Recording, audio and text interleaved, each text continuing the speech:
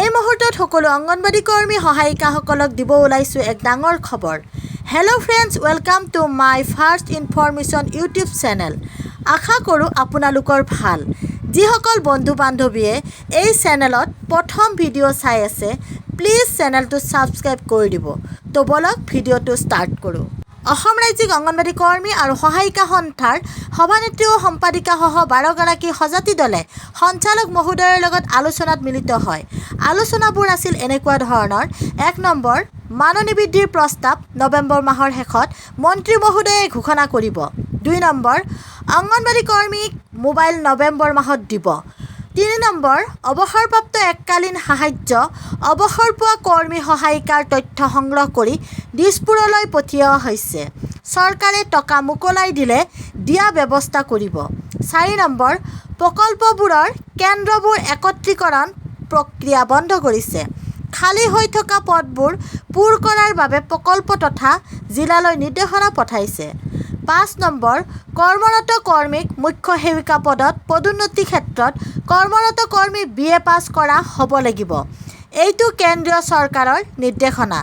তেখেতসকলে উক্ত নিৰ্দেশনা সলনি কৰিব নোৱাৰে।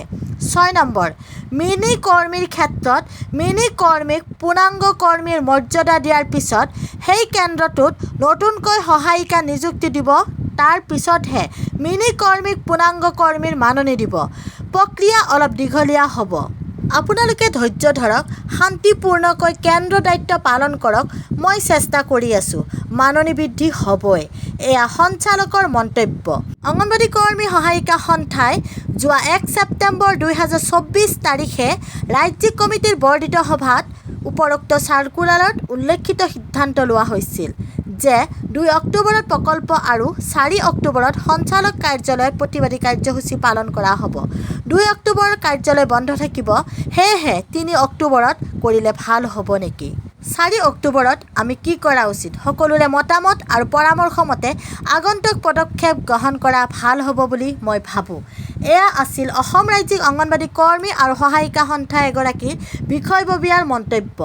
অসম ৰাজ্যিক অংগনবাড়ী কৰ্মী সহায়িকা সন্থাৰ নেতৃত্বত দীৰ্ঘদিন ধৰি চলি থকা অংগনবাড়ী বাইদেউসকলৰ মাননি বৃদ্ধিৰ দাবী পূৰণ হোৱাৰ দিশত আমি আনন্দিত, কিয়নো আমি জানিব পাৰিছোঁ যে আমাৰ ৰাজ্যৰ অংগনবাড়ী বাইদেউসকলৰ যি আৰ্তনাদ, আৱেগ বা কৰ্মৰ উপযুক্ত বিনিময় নোপোৱাৰ বেদনা, সেয়া যেন উপলব্ধি কৰি অহা নৱেম্বৰ মাহত মন্ত্ৰী ডাঙৰীয়ানীয়ে অংগনবাড়ী বাইদেউসকলৰ মাননি বৃদ্ধিৰ ঘোষণা কৰিব।